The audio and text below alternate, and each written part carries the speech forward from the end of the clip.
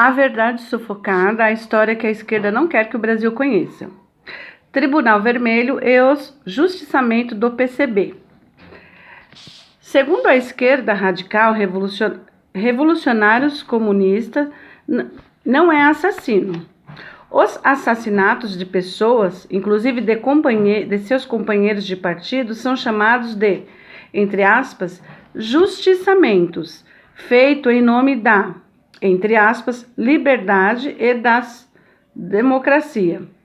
Em nome desses valores distorcidos, entre aspas, Tribunal Vermelho, composto às vezes por 2 ou 3 pessoas, julgava sumariamente todos os que desejavam abandonar as fileiras da organização, desiludidos com a ideologia, ou aqueles que se tornavam suspeitos de uma possível delação. Os, entre aspas, juízes desse tribunal variavam de acordo com o contato com as vítimas. A partir de 1934, os comunistas perpetraram crimes com requintes de perversidade,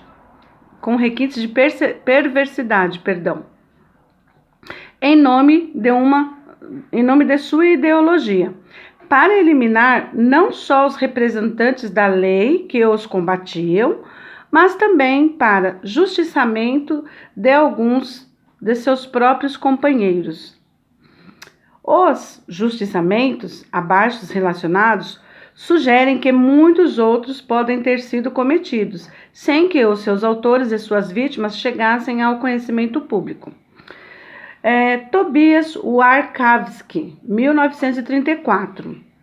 Tinha 17 anos e cursava a Escola Nacional de Belas Artes. Iludido com os apelos comunistas e usando o nome falso de Carlos Ferreira, abandonou sua casa e passou a residir com Walter Fernandes da Silva. Ambos eram militantes da Juventude Comunista. Em outubro de 1934, seus restos foi encontrado, sem documento, em local ermo, já em decomposição, com a cabeça separada do corpo. Recolhido ao IML, foi encontrado pelos familiares somente 15 dias depois. Tobias foi reconhecido por sua mãe com o auxílio do dentista da família. O PCB difundiu na época a notícia de que ele, muito afoito na pregação de sua ideologia, fora descoberto e morto pela polícia. Com as prisões de 1935, a verdade surgiu.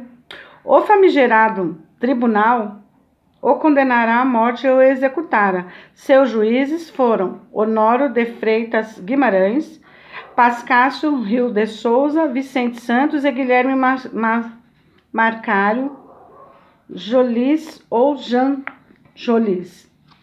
Tobias foi atraído a uma emboscada. Ao perceber que seria morto, ajoelhou-se e pediu que lhes poupassem a vida. Walter Fernandes da Silva, ante o desespero do companheiro de quarto, tentou salvá-lo, implorando que o poupassem. De nada adiantou. Adolfo Barbosa Bastos acionou o revólver. Participantes do assassinato: Vicente Santos, Adolfo Barbosa Bastos, Walter Fernandes da Silva, o companheiro de quarto e amigo de Tobias. Walter Fernandes da Silva, 1935. Ao tentar salvar o amigo, passou a ser suspeito. O fatídico Tribunal Vermelho decidiu que ele deveria afastar-se do local do crime, para não levantar suspeitas.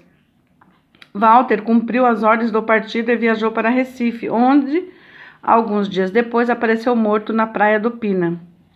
Bernardino Pinto de Almeida, o Dino Padeiro, 1935.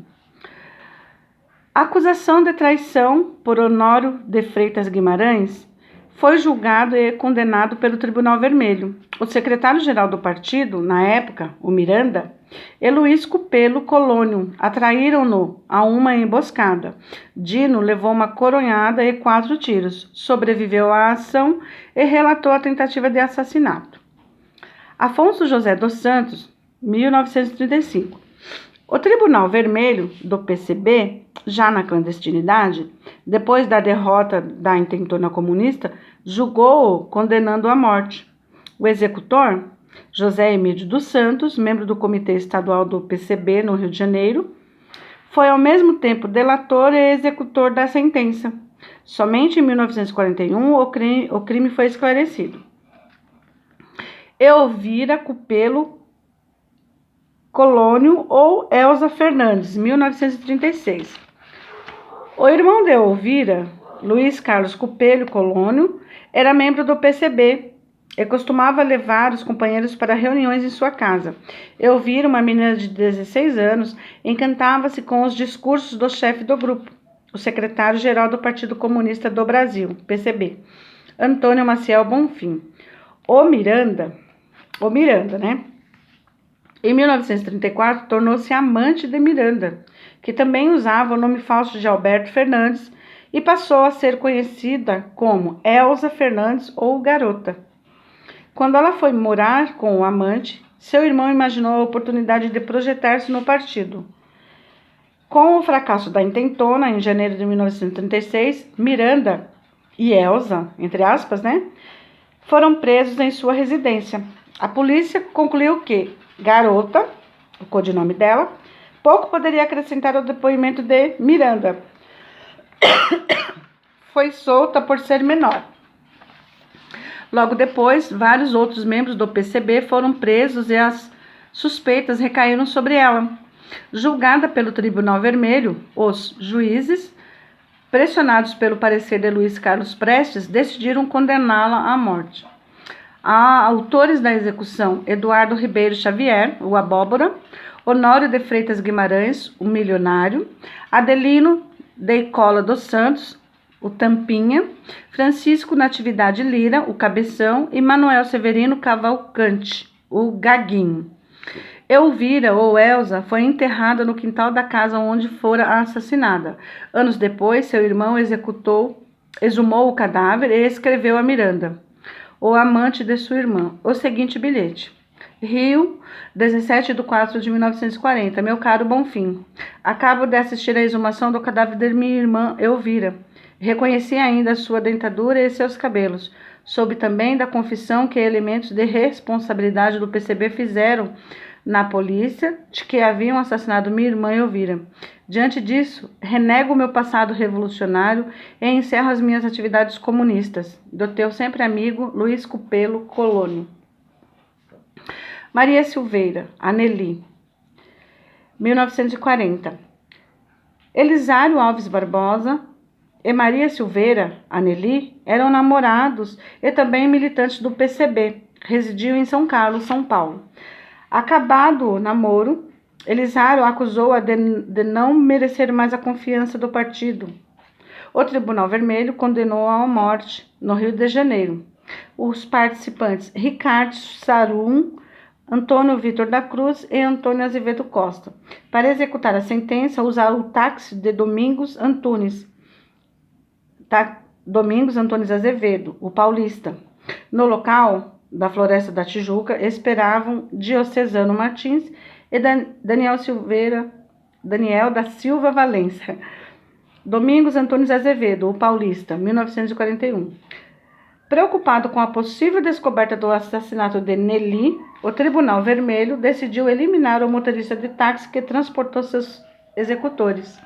Os participantes foram Antônio Vitor da Cruz, Antônio Azevedo Costa, Diocesano Martins e Daniel da Silva Valença. Diocesano Martins desfechou 3 tiros em Domingos Antônio Azevedo. O cadáver foi atirado à margem da estrada. Que coisa, né, pessoal?